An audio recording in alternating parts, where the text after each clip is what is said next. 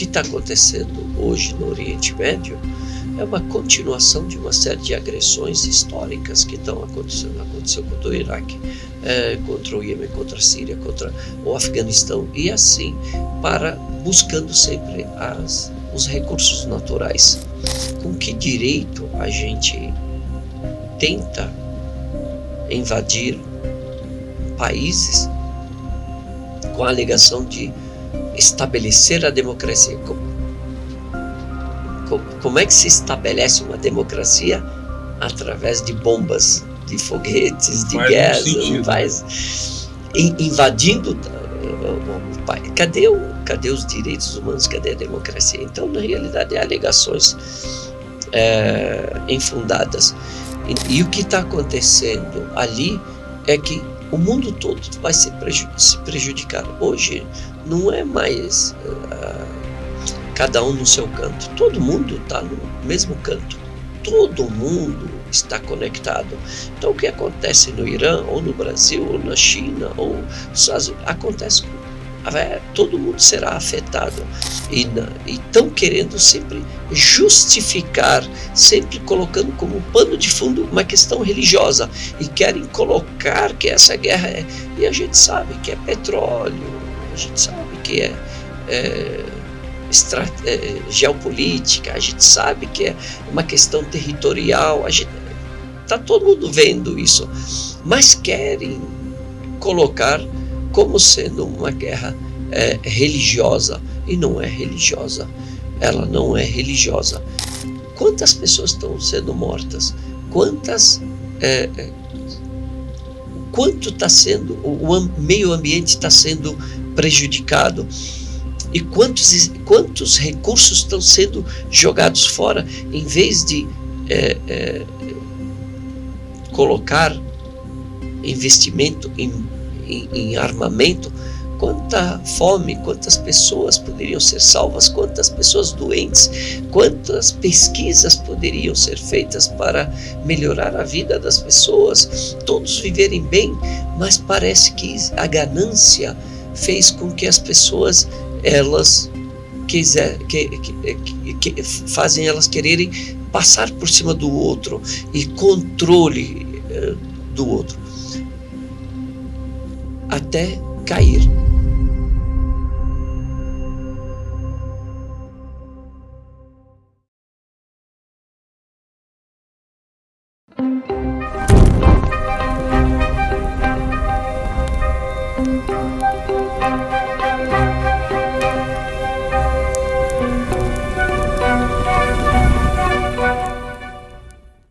Power Talks iniciando hoje. Eu fui agraciado com a presença dele, também com um presente lindíssimo. Eu recebi com muito carinho e vou reler. Já li todo o Alcorão, mas no celular, e hoje ele me deu um exemplar e estou muito feliz de receber. E hoje vamos conversar com Sheikh Jihad Hassan. É uma das vozes mais importantes e relevantes do islamismo no Brasil, talvez no mundo, por que não dizer isso? E eu tenho aprendido muito com ele, eu aprendo muito através dos vídeos, e tive a oportunidade de falar para ele que a forma simples e fácil, quase pedagógica dele de ensinar sobre a religião islâmica, é assim mesmo que fala? Me cativou muito, e desde o início eu queria estar perto dele, trazê-lo, e vim do Rio de Janeiro a São Paulo, especialmente para estar aprendendo um pouquinho. Sheikh Jihad Hassan, muito obrigado, tá? Pela nobreza de aceitar o nosso convite de estar aqui no Power Talks. É um prazer. Em nome de Deus, o clemente e misericordioso, louvado seja Deus, o Criador do Universo. Que a paz e a bênção de Deus estejam com todos os seus mensageiros e profetas, entre eles Noé, Abraão, Moisés, Jesus e Muhammad, e sobre todos os seus companheiros, familiares, seguidores até o dia de Jesus final. Eu quero agradecer a Deus primeiramente, por mais um dia de vida, e também por nos reunir aqui, e te agradecer pelo convite, pelas palavras que muito me honram mesmo. espero que a gente possa sair daqui melhor do que quando entramos. Com certeza. A voz dele é bonita, sim, mas hoje está mais bonita ainda porque ele está resfriado. Eu estava até preocupado, né, de a gente não conseguir gravar. Ele está bastante resfriado, mas gentilmente decidiu estar com a gente aqui. Então essa voz imponente dele ficou mais bonita ainda. Mas eu queria começar exatamente falando do senhor. Eu li um pouquinho sobre a tua história. É uma história muito bonita, né? O senhor não é brasileiro, o senhor é sírio, né? Veio para o Brasil com 7 anos. Conta um pouquinho da tua história, por favor. Meu pai é sírio, minha mãe é libanesa. Eu nasci na Síria. Você nasceu na Síria. E logo fui para o Líbano. Vivemos na casa do meu avô, dos meus avós maternos no Líbano. Meu pai veio para o Brasil e aos 7 anos viemos para o Brasil. Eu, meus irmãos e minha mãe. Meu pai já estava aqui e meu pai veio buscando uma qualidade de vida melhor. Aquela região vivia uma situação econômica não muito privilegiada. Então, o Brasil, meus parentes, da parte da minha mãe, já viviam aqui no Brasil. Então, foi uma oportunidade. E depois, meu pai veio aqui, fez um pé de meia e trouxe a gente para cá. E aqui fiquei no Brasil, junto com a minha família, estudei nas escolas, fui aprendendo português. E aos 16 anos eu ganhei uma oportunidade de ir estudar Sharia. Esse chamado, Sheikh, ele foi não convencional, ou a sua família era religiosa, professante do islamismo, ou não? O senhor foi um dos primeiros? Eles já trouxeram a bagagem da religião ou não? Toda a família muçulmana, ela traz pelo menos o básico. E meus pais ensinavam, passavam para nós aquilo que conseguiam da religião. Eram praticantes, não? Sim, eram praticantes. Porém, praticante do básico, praticante. Não eram sheiks. Eu tenho um tio, irmão da minha mãe, que era sheik. Porém, e isso me limitou um pouquinho, porque eu sempre fui curioso, sempre fui interessado. Eu não gosto de fazer as coisas por fazer. Já deu para perceber. Não gosto de fazer as coisas por fazer. Então, eu tenho que entender o porquê, porque aí eu me dedico mais. E não queria ser muçulmano só por osmose. No automático. Sim. Eu queria entender o porquê que eu rezava, para quem que eu rezava, por que eu me ajoelhava, por que eu me inclinava. Então, tudo isso para mim é muito importante, porque se fizer sentido, eu faço com dedicação. E aqui no Brasil, naquela época, o conhecimento islâmico era muito limitado. Em português, era muito limitado, porque você não tinha sheiks que falassem português. Todos os sheiks que nós tínhamos aqui vinham de fora. Então, aqui eu tive a oportunidade por Deus. Deus diz que quando a intenção é sincera, Deus abre os caminhos, né? E eu tinha sinceridade em querer conhecer a minha religião. Então Deus me colocou uma oportunidade de aprender a religião islâmica, fazer um curso de Sharia. Sharia seria jurisprudência islâmica, teologia islâmica. E aí fui para a Arábia Saudita com 16 anos. E lá fiquei por 10, 11 anos estudando. Me desculpa a ignorância. O senhor falava o árabe, o libanês falam? Não sei mesmo, estou perguntando para saber. Sim.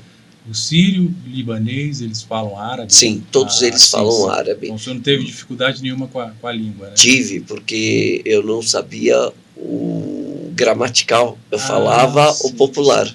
Porque chegou em 7 anos, já era alfabetizado, já sabia, mas também ficou quase 9 anos no português, exatamente, aprendendo, falando português. E aí fui e acabei fazendo um curso e fui pegando o árabe e aí segui. Ficou 11 anos, né? Fiquei 11 anos, quase 11 anos lá, estudando jurisprudência islâmica, literatura árabe, e voltei para o Brasil. Quando eu voltei para o Brasil, na realidade eu vim para visitar a minha família, não era para ficar no Brasil. Eu tinha 2 oportunidades, tinha 2 lugares para ir, a Inglaterra e a África do Sul. E aí eu comecei a perceber que os jovens da minha geração, que eram meus amigos, estavam distantes da religião, já tinham perdido um pouco da identidade islâmica, por falta de oportunidade em língua portuguesa, de aprender a religião em língua portuguesa. E aí eu vi que a minha presença aqui seria mais necessária do que em outro lugar. Aí acabei me estabelecendo no Brasil e fiquei, e estou até hoje. E aí também aqui no Brasil, eu falei, bom, eu gosto de estudar. Então eu falei, bom, já que eu estou aqui, vou ficar por aqui, vou fazer um curso também. Aí comecei fazendo um curso de faculdade de letras. Mas aí eu percebi que... Linda coincidência, minha primeira graduação foi letras. Letras. E aí eu percebi que eu precisava de outra área. Aí eu fui para ciências sociais.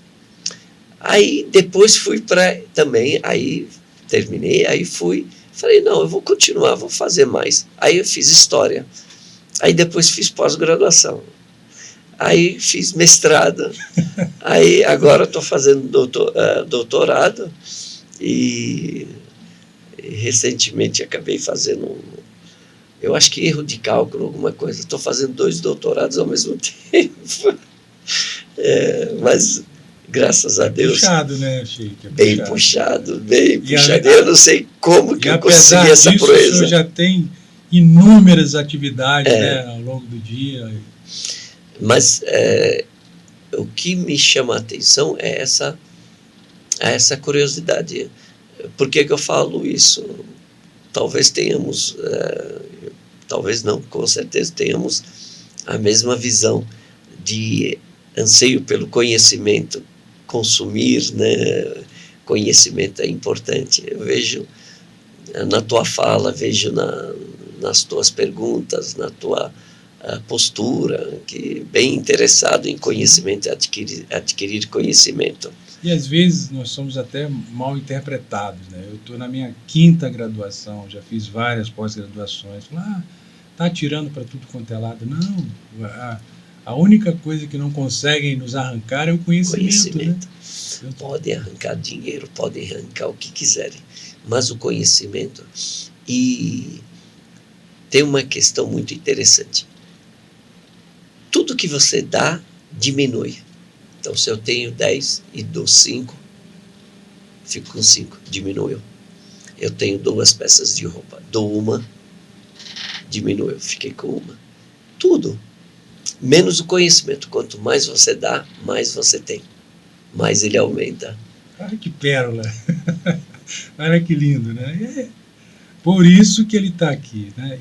Me cativou muito essa tua maneira fácil, né? Porque eu não estou dizendo que a religião muçulmana é uma religião difícil, não? Principalmente quando eu li o Alcorão e quando eu comecei a ler eu não conseguia parar e continuava, e tenho relatado isso, ouvi mais convergências do que divergências com as outras religiões monoteístas, que é o judaísmo e o cristianismo. Eu sou cristão e estudei também, por indicação do senhor, li o livro da vida de Muhammad e achei lindo também a história dele, uma história cativante, extremamente difícil, né, por acreditar em algo e por demonstrar que aquilo que ele acreditava, né, ser a verdade, ele queria transmitir para muitas pessoas, né?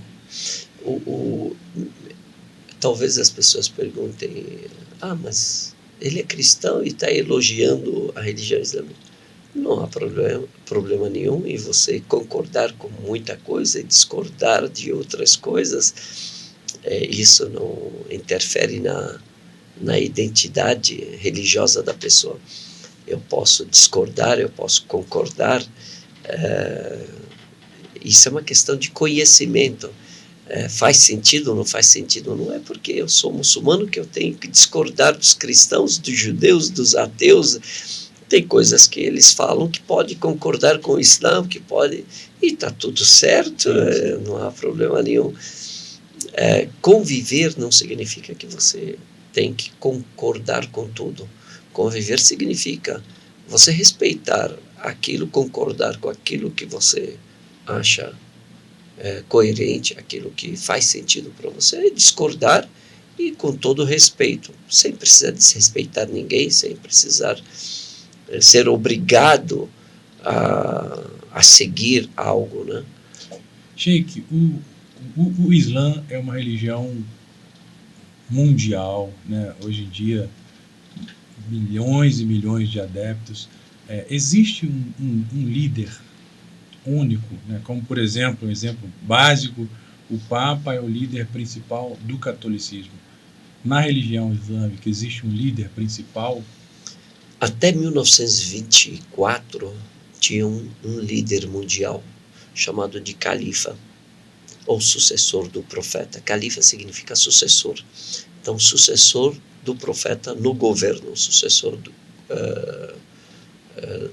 governo, do governante. Esse é em 1924. Esse é o mesmo lá de quando Muhammad está próximo a morrer, e acho que Abu Bakr, depois Omar, é o mesmo? Veio até 1924? Sim, você vai ter a sucessão. Sim, então, sim. O califa, ele é o governante. Desde aquele tempo até 1924. Sempre vai ter. Continua, desculpa. E aí o que acontece? Não, tranquilo. E aí o que acontece? E aí essa unidade, ela se rompeu, e aí foi criado, por causa da colonização, foram criados vários países, e hoje cada país islâmico ele tem o seu líder religioso máximo, e aí seria como o presidente do STF, por exemplo, Superior Tribunal Federal, ok? Então você tem o juiz maior, o líder religioso máximo de cada país. Então, cada país islâmico você tem, a gente chama de mufti, aquele que dá o parecer, aquele que a maior instância religiosa daquele país. Então, cada país tem.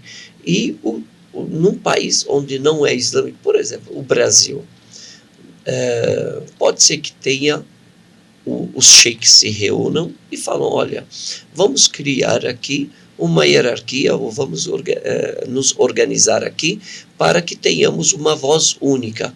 Hoje os sheiks no Brasil têm isso, né? A gente tem essas reuniões e a gente se reúne para definir tal tema, tal coisa, e aí que interessa à comunidade, que interessa aos muçulmanos, ou que seja, por exemplo, num país islâmico foi debatido e aqui também concordamos. Então, essa junta de sheiks acaba ratificando isso.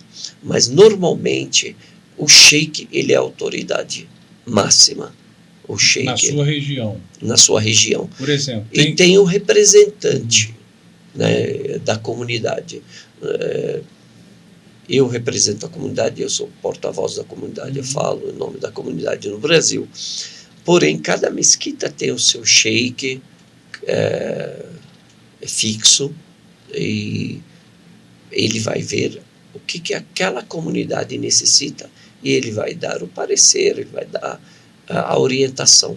Mas pode parecer uma pergunta pueril, mas, por exemplo, há uma em relação à jurisprudência, algo que os grandes lá de fora entendem que seja relevante. Mas aqui no Brasil, os sheiks se reúnem e entendem que não é bem assim. Eles têm independência para seguir os próprios caminhos, claro, que não agrida o Alcorão, as ideias de Mohammed, mas ele tem independência para prosseguir da mesma forma. Sim, tem. Contanto que não seja questão pétrea, não seja lei pétrea, não seja algo essencial da religião, sim. Por quê? Por exemplo, tem questões que num país islâmico você seja de praxe, né? Então, poligamia lá é reconhecido pela legislação e tal. Aqui não. Então, se há uma lei que me proíbe, aqui do Brasil, que me proíbe de praticar a poligamia, então eu tenho que me submeter a essa lei local. Então, aqui os sheiks chegam e falam, olha, não pode, a gente vai ter que seguir a lei local. Por quê? Porque a poligamia não é uma obrigação religiosa. E ter uma segunda esposa, em tese, no Brasil, que não adota a poligamia, seria um haram, seria um pecado, né? Seria como se fosse uma amante, né, sheik? É mais ou menos isso ou não? Sim, se não for casado religiosamente, sim. Não é aceito, entendi. Porque para nós o casamento, ele é o religioso, é o que vale. Agora, na questão civil, por que eu digo isso? Porque num país islâmico, o religioso já é o civil, já é o oficial. Já tem o peso de... É oficial. Entendi. Né? Então, aqui eu tenho o religioso. Porém, se eu for no cartório registrar 2 esposas, vai dar problema. Não vai aceitar, né? Não vai aceitar. Então, eu tenho que me submeter à legislação local.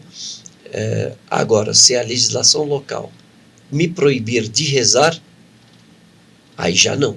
Foi o que o senhor mencionou, a lei pétrea, né? A lei pétrea. A poligamia não seria uma lei pétrea. Não. Quais seriam os exemplos de leis pétreas que o muçulmano não abriria a mão em hipótese alguma? Por exemplo, de praticar a oração. 5 vezes ao dia. 5 vezes ao dia.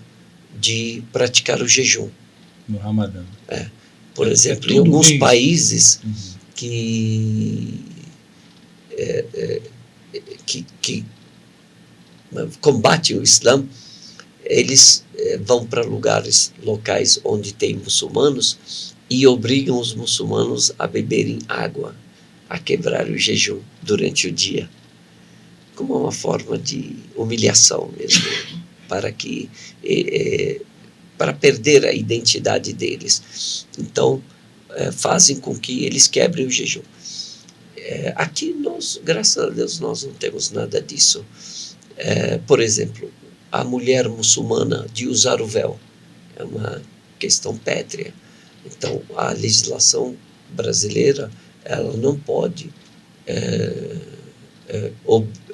proibir a mulher muçulmana de usar o véu, né, como acontece em alguns países que... Aconteceu na França. Na França. Na época. Então, e nesse caso, sheik, como lidar? Eu sei que é uma questão extremamente difícil, principalmente quando se fala da religião, é algo intrínseco, é algo nosso, né? Que a gente entende que é algo precioso, né? E quando alguém toca naquilo que é precioso, eu sei que é muito difícil. Nesse caso, como agir? Vai ter que buscar, primeiro, os meios legais, porque se você vive num estado de direito, onde existe hierarquia, existe poder público, existe justiça, nós buscamos os nossos direitos. E conscientizar as pessoas, porque entende-se, principalmente como alegaram na França, que o véu fosse um símbolo religioso. E na realidade, o véu não é um símbolo religioso, não é um crucifixo. O crucifixo é um símbolo religioso. O cristão, o católico, se não usar o crucifixo, ele deixa de ser cristão, ele está cometendo pecado, se ele não usar o crucifixo? Não. Agora, a mulher muçulmana, se ela deixa de usar o véu, ela estará deixando de praticar o Islã. Então, o véu é uma prática islâmica e não é um símbolo religioso. Esse entendimento, então, precisa ser reafirmado. Por quê?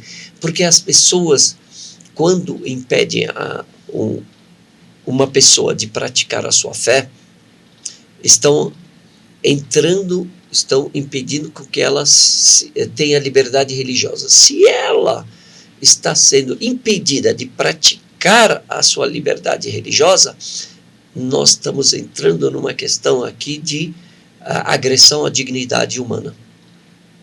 A liberdade religiosa faz parte da dignidade humana, independente de quem seja. Nós, muçulmanos, acreditamos que a religião islâmica, ela tem 5 motivos para existir. Ela tem 5 propósitos. Se não servir esses 5 propósitos, nenhuma religião pode ser válida como religião, a não ser que ela atenda esses 5 propósitos. O primeiro, garantir a liberdade religiosa. Então tem que garantir. Uma religião, ela tem que vir para garantir a liberdade religiosa da pessoa e dos outros. A segunda, garantir a consciência. Por isso que drogas, inebriantes, tudo isso são proibidos. Por quê?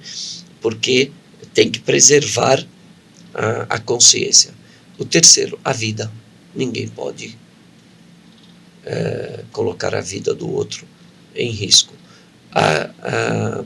O quarto, patrimônio. Ninguém pode tocar no patrimônio do outro sem o seu consentimento. E o quinto é hereditariedade. Então, todos têm direito a saberem quem são sua prole, sua ascendência, sua descendência. Todos têm esse direito. Então, por isso que não pode, um dos motivos da proibição do adultério é isso. Não temos sexo ou relação fora do casamento. Não pode ter traição, não pode ter fornicação. Também a questão é que entram tantas coisas nisso. Por exemplo, é proibido dentro da religião islâmica uma pessoa estéril, um homem que é estéril. A mulher não, mas o homem é estéril. O que acontece? Acabam usando de um recurso, recorrendo a um recurso que é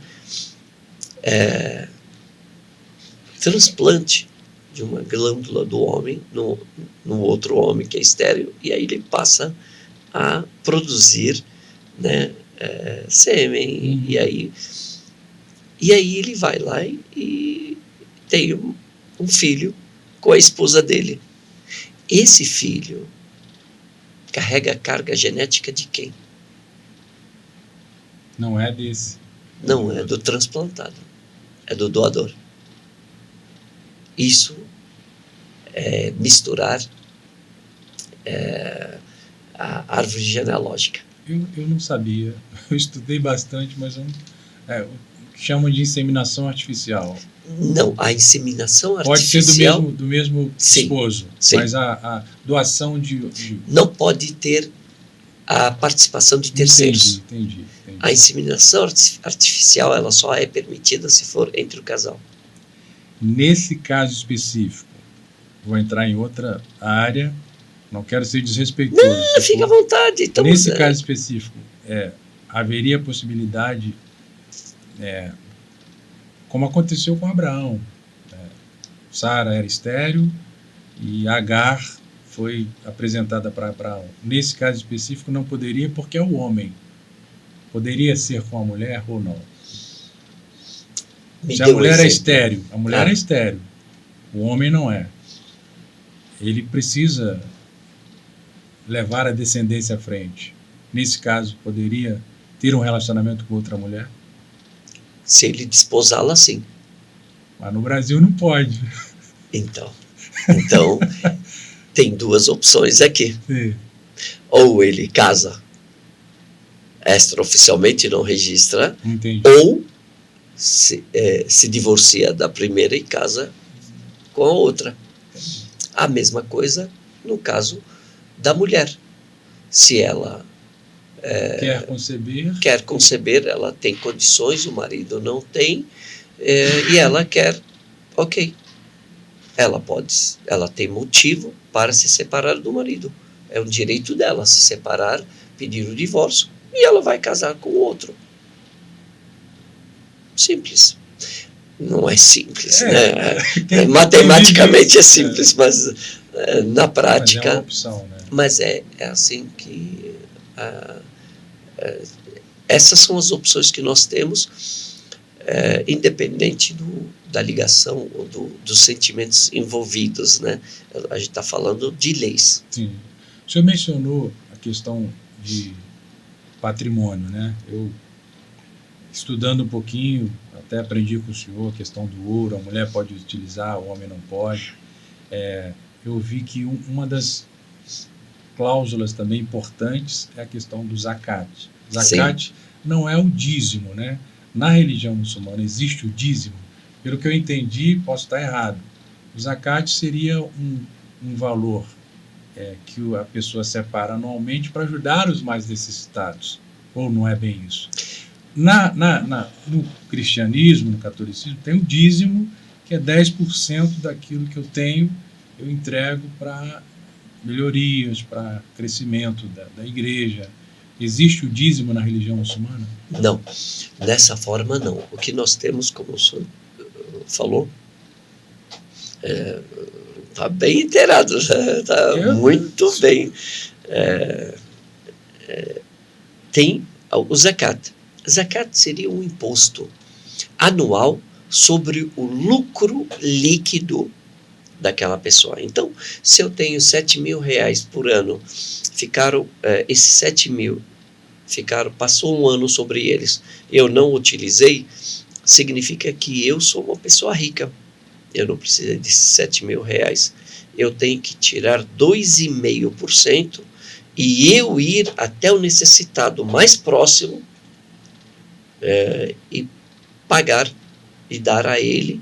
Individual, eu não levo para o santuário, eu não levo para o templo, eu mesmo? Não. Eu posso pedir a ajuda de um sheik ou de uma mesquita, mas a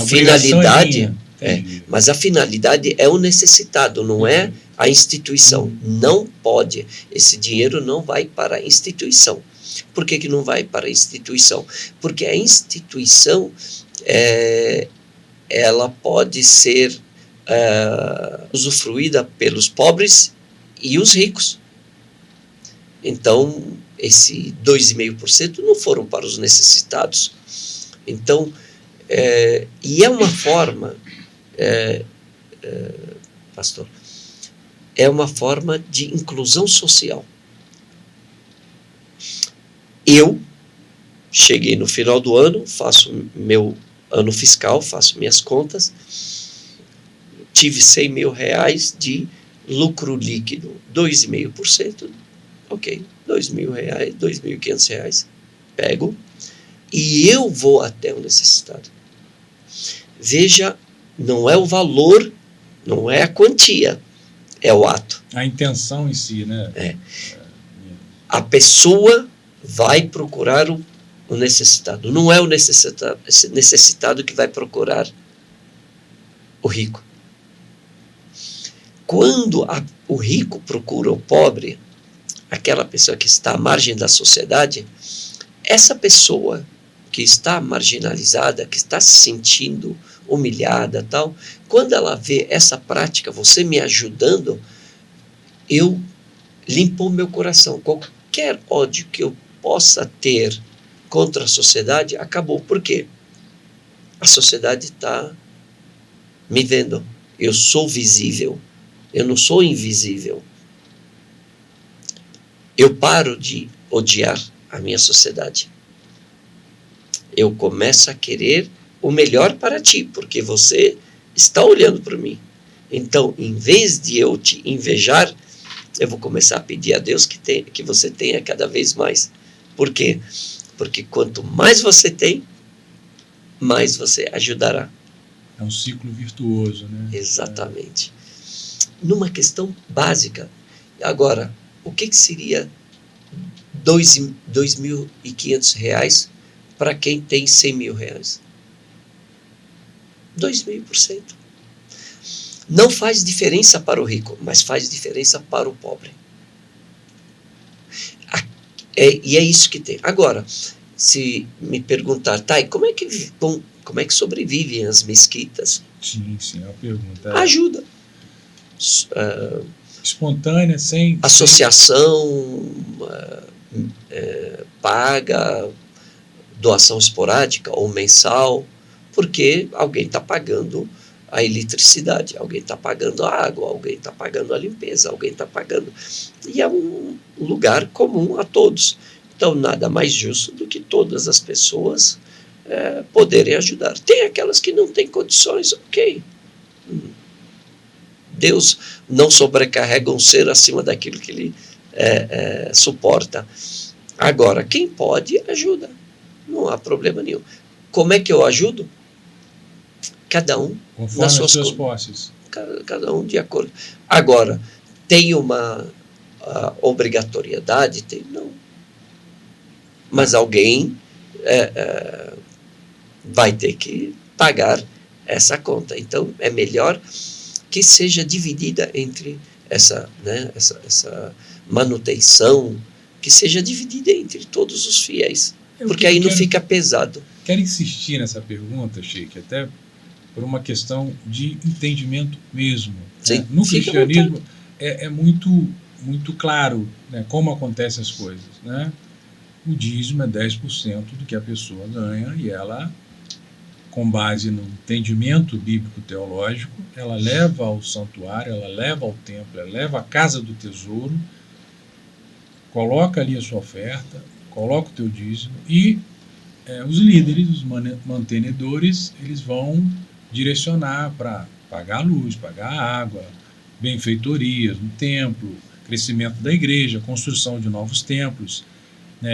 Não, na religião islâmica não há essa... Não. Se eu sou muçulmano e opto em não cooperar, não tem nenhuma lei, não tem nenhuma direcionamento nesse sentido. Não.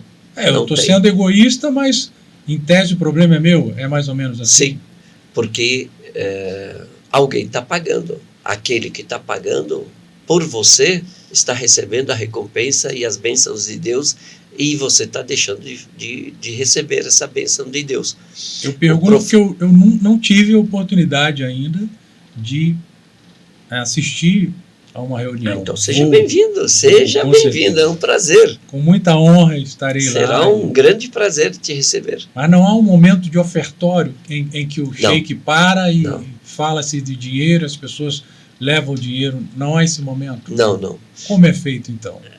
Por exemplo, o sheik é um, vou botar entre aspas, um funcionário que está ali direcionando o povo, ensinando o povo O senhor estudou 11 anos da tua vida, então o senhor aprendeu tanto. E ali o senhor está ensinando, transmitindo aquilo que o senhor aprendeu. Então, perdão, tá? Mas quem paga isso? Perfeito. O sheik, ele pode ser uma pessoa profissional liberal e fazer o papel de sheik. Entendi, paralelo, né? Paralelo. Ou ser, trabalhar integral como sheik para uma mesquita. Aqui sim ele vai receber daquela instituição, daquela comunidade, vão pagar o seu salário, suas despesas e tudo esse negócio para que ele esteja disponível para a comunidade. A comunidade vai ter que reunir, vai ter que se juntar e vai ter que pagar essa... é isso. O que as pessoas fazem? Toda mesquita tem uma associação que é responsável. Vão para as pessoas pegar doação delas. Então, sempre é doação, mas não tem uma regra da religião obrigando. Entendi. Eu, por exemplo, não recebo de nenhuma mesquita, eu não sou funcionário de nenhuma mesquita. Eu faço voluntariamente isso. Porém, não há problema nenhum em trabalhar para uma mesquita ou receber da comunidade, pelo contrário. Agora, eu entendo que essa questão da obrigatoriedade, sim, as pessoas deveriam ter responsabilidade e compromisso com a mesquita, com o templo, com esses ensinos, com o trabalho que é feito lá, com a manutenção da mesquita, perfeito. Porém, como regra, o imposto religioso só tem o zakat. O resto não. O resto é uma questão de organização social, uma convenção social. Então, pessoal, nós temos essa mesquita e nós precisamos manter essa mesquita. A mesquita não pode só ser mantida por algumas pessoas. Todo mundo é responsável, ok? Nós queremos trazer um sheik. Ok, quanto que vai ser esse investimento? Tanto. Então, pessoal, nós temos que garantir isso, ok? Vamos lá. Tem pessoas ali que não têm condições, não adianta ser... Então, como é que a gente pode fazer? E aí entra a mãe das invenções, né? Começar a criar formas de você arrecadar. Pode ser doação esporádica. Na mesquita você tem um caixa, a pessoa vai lá e coloca. Em algumas mesquitas, ao final da oração, a sociedade fala, olha pessoal, nós temos as contas de eletricidade, quem quiser pagar, tal. Temos tanto de despesas, as pessoas vão lá e ajudam. Porém, obrigar, nós não temos como obrigar. Falar isso é uma obrigação. 10%, por exemplo, a religião tem que ser pago. Não temos isso, não tem isso. Agora, se aquela sociedade falar, olha, todo mundo que vier aqui tem que pagar um mínimo de R$100, por exemplo, por mês, ou R$50, olha, todos os membros têm que pagar R$50. Não há problema nenhum, a religião ela permite. Por quê? Porque é uma questão de organização social. É a comunidade, né? É a comunidade. Porque alguém está pagando. E, de fato, tipo, o sheik tem filhos. Os filhos vão estudar, precisam comer, precisam se vestir. Sim. Se não tiver alguém que... Ele não consegue se dedicar àquela comunidade. Ele vai falar, olha, não tenho condições. No meu tempo livre, eu venho e dou aula, eu faço. Né? Eu entendo muito bem isso. A minha questão é obrigatório? É obrigado a pagar tanto por cento? Não. Entendi. A única questão obrigatória é o zakat.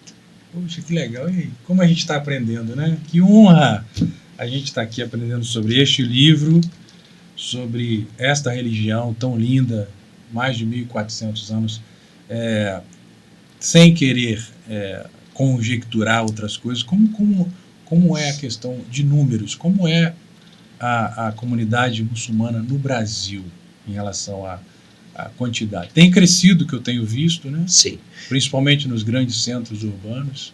Hoje são quantos muçulmanos no Brasil? Fala-se, nós não temos um censo. Não tem um censo específico. Exato. Fala-se em 1,5 milhão de muçulmanos. Porém, é muito vago esse número, porque como você não tem um censo exato, né, um número, né, a gente fica analisando as comunidades que nós temos no Brasil. Então chega-se mais ou menos a 1,5 milhão. A maior parte está no estado de São Paulo, sul, e tem no centro-oeste. No mundo, 1 bilhão e 400 milhões. 1 bilhão, quase 2 bilhões de muçulmanos. Quase 2 bilhões de muçulmanos. Se me permite. Claro. Pessoal, às vezes as pessoas falam, os muçulmanos são terroristas, né? Puxa vida, aí ficou imaginando, 2 bilhões de terroristas. Se realmente todo muçulmano fosse terrorista e essa alegação fosse verdadeira, nós hoje não estaríamos conversando. Não estaríamos tendo essa conversa. E aí você percebe o quanto a desinformação leva as pessoas para criar preconceitos e fake news, né? A desinformação leva as pessoas, em vez de da religião aproximar as pessoas, usam a religião para afastar as pessoas. E aí perde-se essa oportunidade que nós estamos tendo agora, de conversar, de dialogar. O melhor caminho é esse, a leitura. Eu li o Alcorão com muito carinho, eu li outros livros também, eu li Guia Ilustrado para Compreender o Islã. Peguei aquela relaçãozinha, eu li Meu Grande Amor por Jesus, me conduziu ao Islã. O Islã, Introdução ao Islã, aos seus princípios, li A Mulher no Islã, Mohammed, o mensageiro de Deus, sobre o senhor me direcionou para ler. Bom, eu assisti um vídeo, o senhor falou que era um bom livro, e eu li. Então, e estou aprendendo da maneira correta, né? Através da verdade, até porque quando eu escrevo um livro, eu demonstro a minha verdade. Infelizmente, existe uma pequena parcela muito barulhenta de muçulmanos que não professam o que Mohammed ensinou e fazem um barulho muito grande e acaba... Eu acho que não prejudica, porque a religião continua há 1.400 anos, está crescendo, né?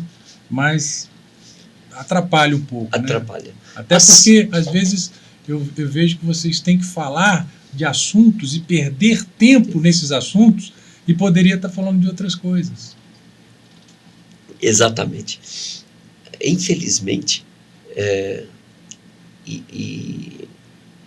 o fanatismo e essas pessoas, elas não são exclusividade dos muçulmanos, porque eles são um grupo só. Lugares. Eles são um grupo só. Fanático, ele é um grupo só.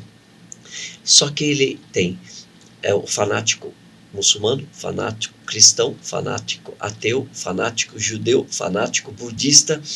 O fanático, ele é um grupo só. Ele tem uma mentalidade, uma forma de pensar, de raciocinar única dele. O que ele faz? Ele pega o texto, ele tem o ego, ele pega o texto e adapta o texto à vontade dele. E o fiel correto, fiel justo, ele se adapta ao texto. Ele se molda à palavra de Deus. O fanático molda a palavra de Deus à vontade dele. E essa é que faz uma grande diferença. Porque se eu quiser te roubar e querer buscar nas Escrituras, pode me trazer a Torá, a Bíblia ou ao Corão, eu vou achar alguma coisa que vai me justificar. Por quê? Porque o meu olhar, a minha vontade e eu vou dar a interpretação que eu quiser para os textos. Se o texto está falando não pode roubar, eu vou dar uma outra interpretação para justificar a minha vontade. Por quê? Porque eu quero sequestrar o texto, a palavra de Deus, e justificar o meu ato. O correto é o contrário. É eu me submeter, eu me moldar à vontade de Deus. Esse é o verdadeiro fiel, aquele que se molda à vontade de Deus. Porque aí ele realmente consegue fazer uma mudança na vida. Ele consegue chegar ao seu objetivo, que é a felicidade. Quando ele se submete à vontade de Deus, se entrega à vontade de Deus. E é tão bom quando a gente ouve e pratica a vontade de Deus, né, Sheik? É fantástico. Nossa vida se torna mais leve, né? Porque Deus é que passa a te guiar. E que é melhor do que Deus como guia? Existem 3 lugares muito importantes, né, para o muçulmano, que é Medina, onde o profeta nasceu, Meca, onde existe a Kaaba, e Jerusalém. Estive em Jerusalém 2 vezes, mas eu nunca poderei estar em Medina ou Meca se não me tornar um muçulmano. Eu nunca poderei rodar em volta da Kaaba se não me tornar. Hoje em Medina, as leis estão mais flexíveis. Hoje é diferente. O que acontece é que religiosamente é um lugar de sintonia. Então a pessoa precisa acreditar naquele. Então evita-se o quê? Por exemplo, o turismo. Com forma de negócio. Exatamente. Entendi. A pessoa estar nesses lugares sagrados não para conhecer, mas para adorar. Entendi. Para estar em sintonia com esses lugares. Então, para não mercantilizar, não transformar como um lugar de visitação somente. Não, ali é um lugar de oração. Tanto que muitas pessoas, quando eu vou, muitas vezes, eu tento filmar e tal, apesar que eu não gosto muito de filmar, mas eu filmo para mostrar para as pessoas, para levar conhecimento para as pessoas. Mas muitas vezes eu não filmo, nem levo o celular comigo, só para poder ali estar orando, só para estar ali em sintonia. É impressionante aquela quantidade de pessoas, é impressionante. Às vezes a gente vê gente chorando. Então, como eu disse, estive em Israel 2 vezes, foi muito emocionante. Estive na Palestina, né, estive em muitos lugares, né, que hoje, infelizmente, estão destruídos. Infelizmente. E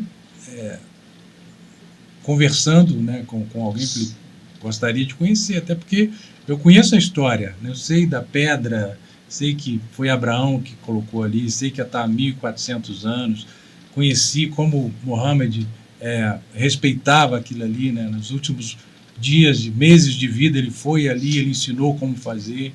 Então, será que um dia o Islã vai permitir amigos dos muçulmanos a estarem ali? Olha, eu conheço várias pessoas que moram lá, que não são muçulmanas. Jogadores de futebol, técnicos de futebol, conheci muitos que moram ali, né, em Meca, né, aos redores de Meca, e não são muçulmanos. Mas podem ir na Kaaba, fazer os rituais? Acabam escapando, né? Não há uma... eu entendi. Se também... eu quero conhecer, eu quero fazer selfie, eu quero tirar foto, eu quero tirar onda. Eles tentam evitar isso. Entendo.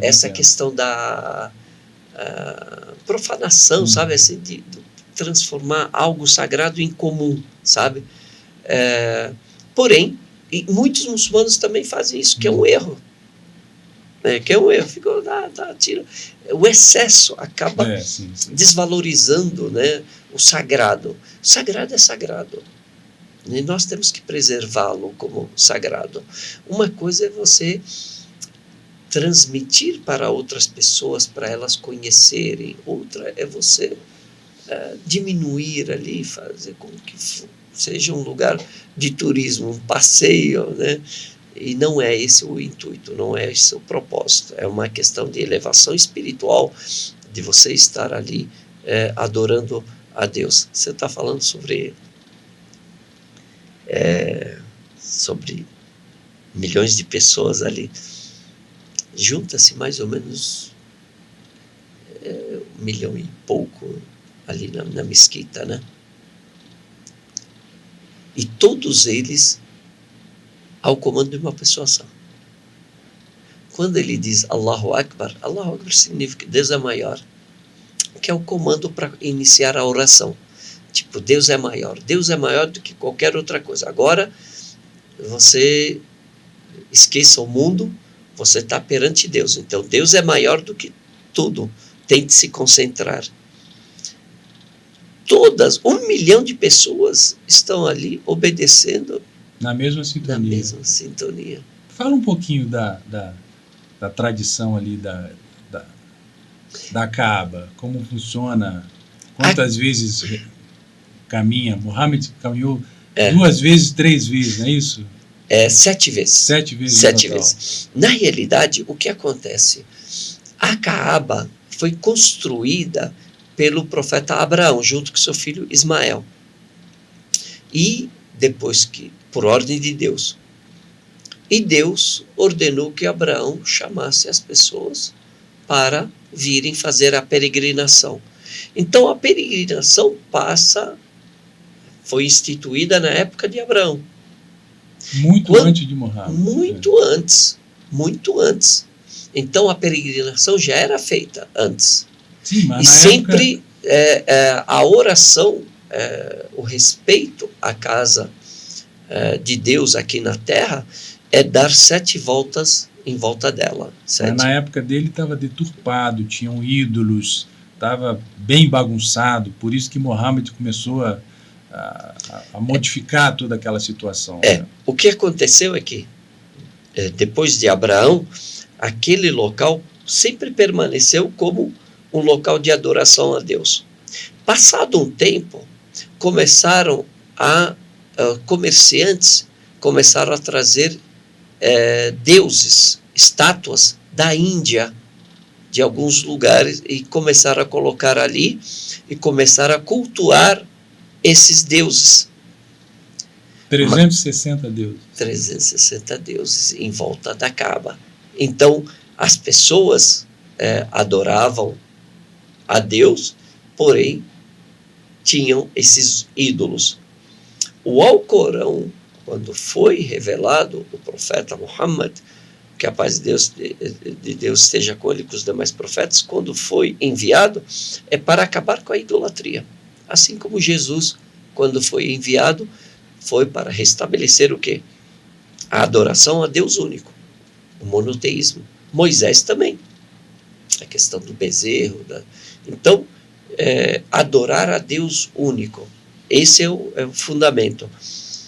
Então, quando o profeta veio, ele resgatou a religião de Abraão, o monoteísmo de Abraão, acabando com aquela idolatria que estava ali, e as pessoas seguiram, e aí voltou-se a Kaaba ao seu intuito, seu propósito inicial, que é a casa de Deus. E a casa, a Kaaba, na realidade, ela está na mesma direção da casa de Deus, que a gente chama casa construída no 7º céu. Então, os anjos no 7º céu dão 7 voltas em volta da casa construída, E aqui na Terra, os seres humanos dão 7 voltas, fazendo o mesmo ritual dos anjos no 7º céu. Cada uma dessas voltas tem um significado? Não.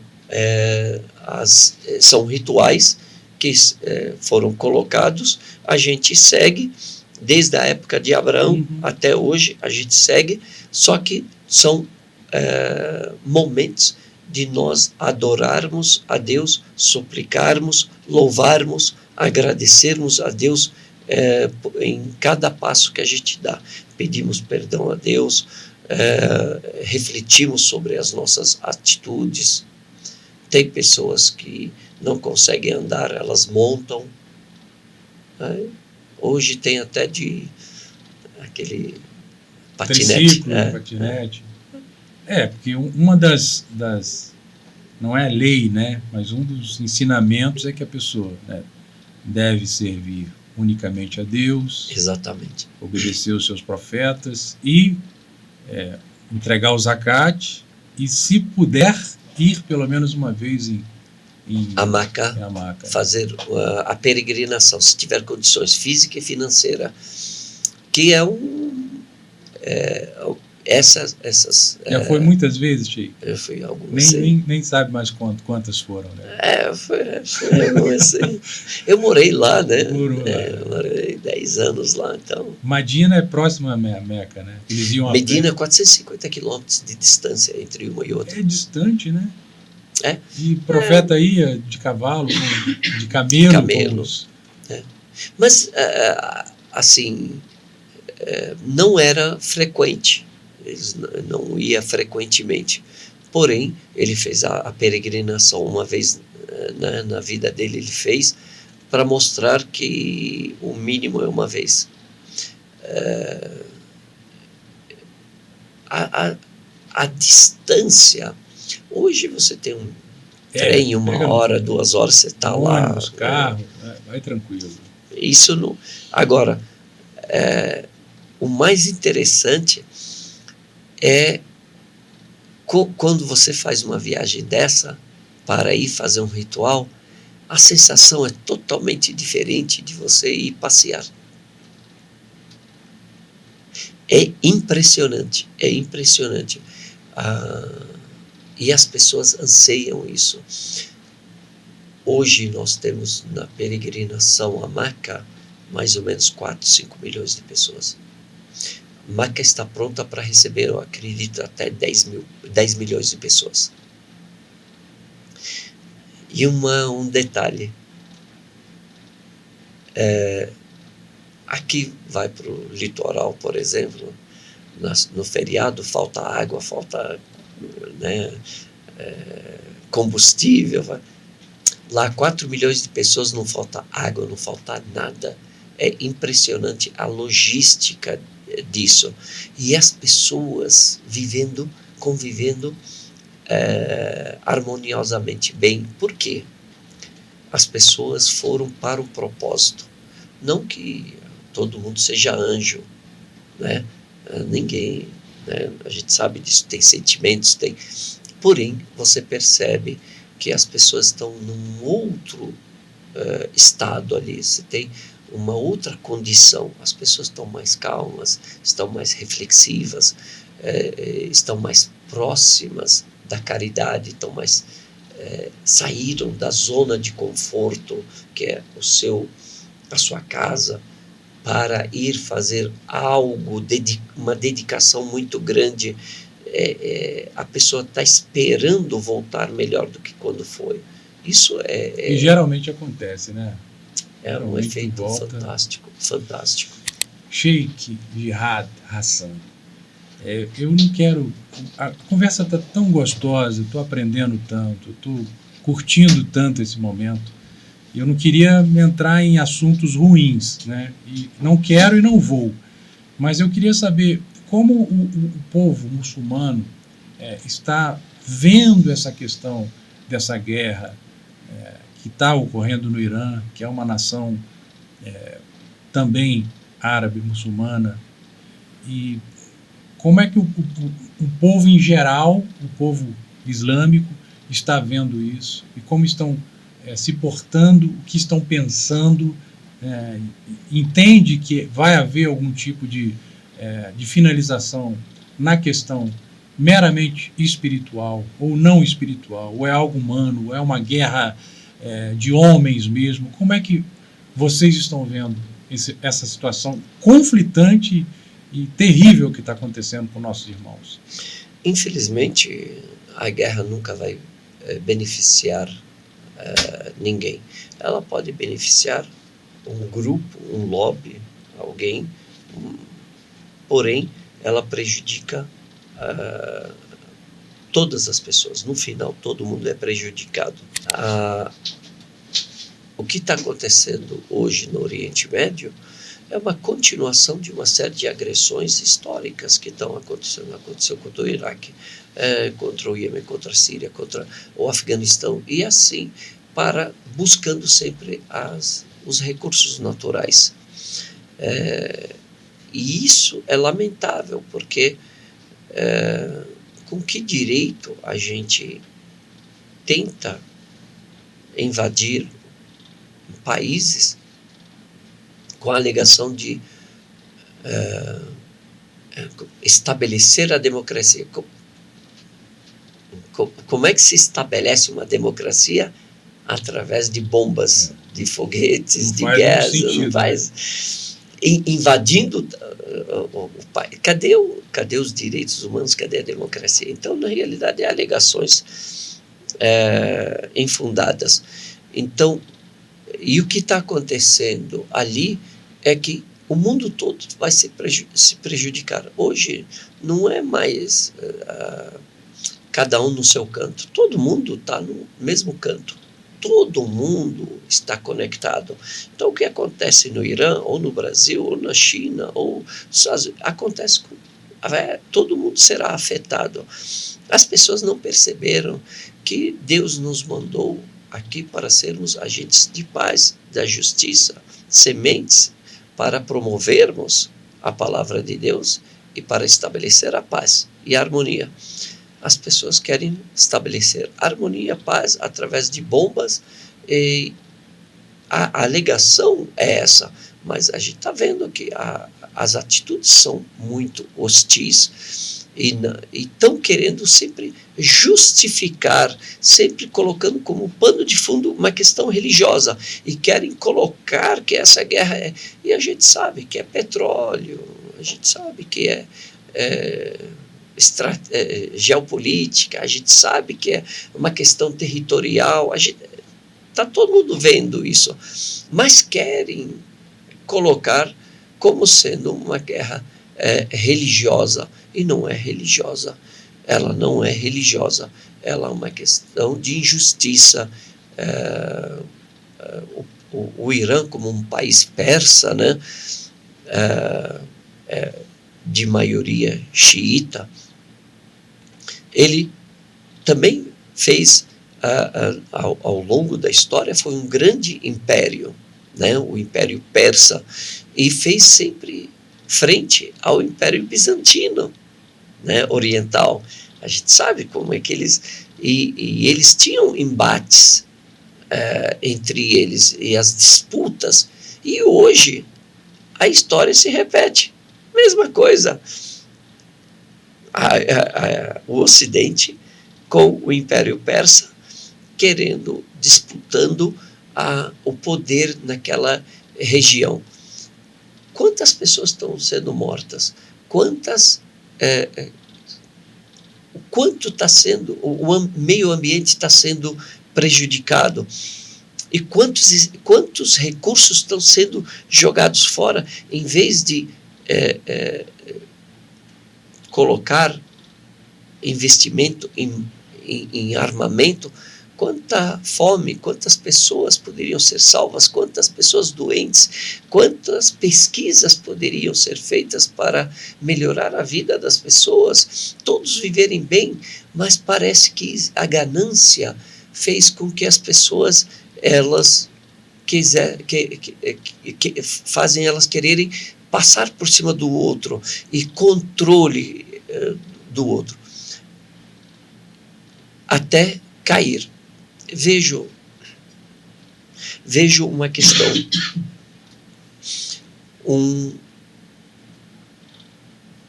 Ocidente, até então os Estados Unidos principalmente, era a terra da prosperidade, da esperança. Era a terra da justiça. E hoje é a terra da guerra. É o país da guerra, que promove guerra em todo lugar do mundo.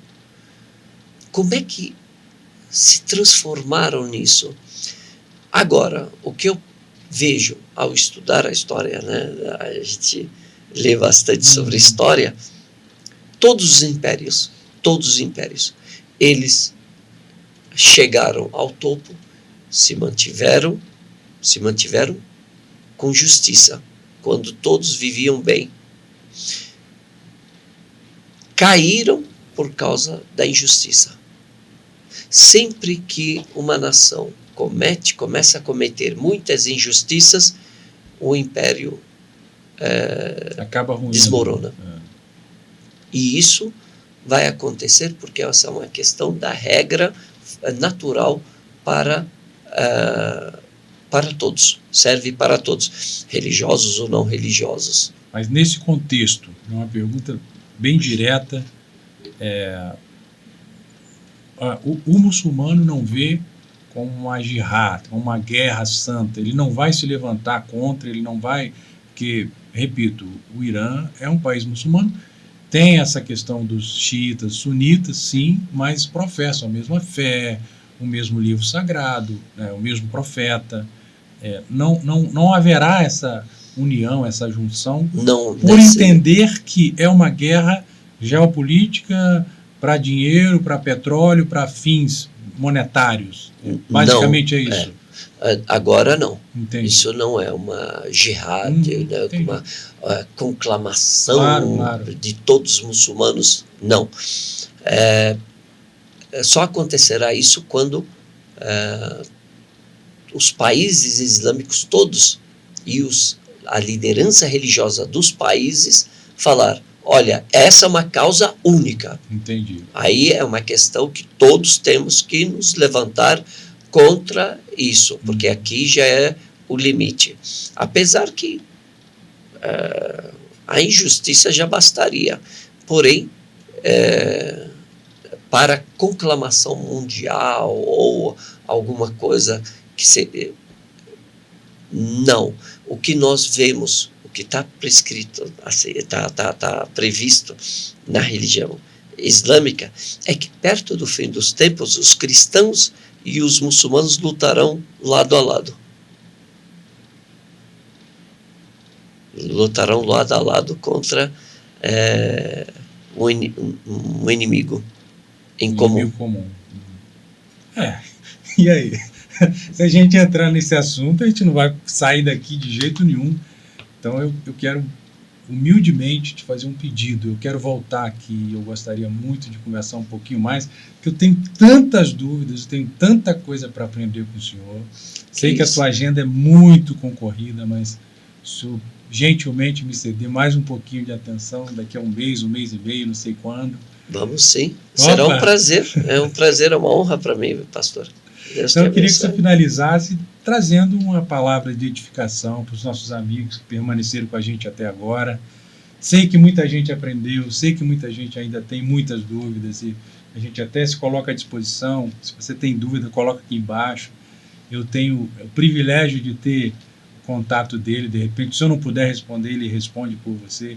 Mas deixa uma palavra final para os nossos amigos que estão com a gente até aqui. Você fala aqui. Então, o que eu quero deixar aqui, a mensagem, primeiro, de gratidão por me receber, pelo convite, muito honroso, e abrir as portas das mesquitas também, quem quiser conhecer mais. E sempre eu quero que você tenha a oportunidade de me conhecer a minha religião, mas de mim. Então, eu sempre deixo essa...